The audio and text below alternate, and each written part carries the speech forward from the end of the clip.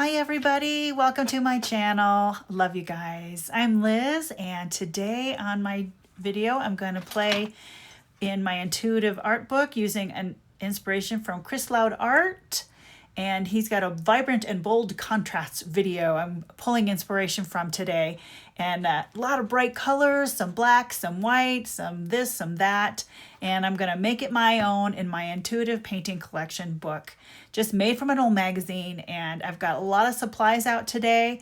I'm going to grab things from my new acrylics that are neon, and the red, blues, or actually it's pink, black, or pink, blue, and yellow, using a little bit of black, some white, and these are some of the tools that I brought out.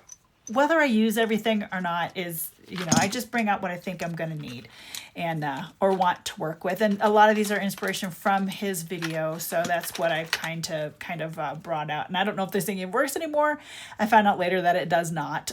So I had to throw it away. It's sad. I even tried to wash it out, but not everything lasts forever. But I put gloves on too, and I've got my big smocks on, my long smock that I made, and then one of, the gray, and I still got paint on the shirt underneath. That is just how it goes, I guess. So I pre-gessoed this page over here to work on, and just setting up the lights and stuff. And I'm going to just start with some color. What I'm using for a palette is one of those cheap cutting boards from the Dollar Tree, one of those plastic things, and I'm just using that as my mat to mix paint and just kind of have a place to play. And I know that I had this open before because I put white paint in another one of my containers, and it seems like I feel like I've opened this before. I know I have, so it's sealed though. I don't understand. I'm confused about that.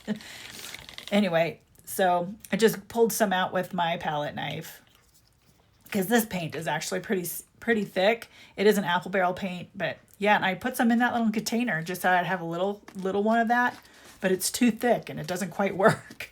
Anyway, so just getting ready to work in this, and just my scraper.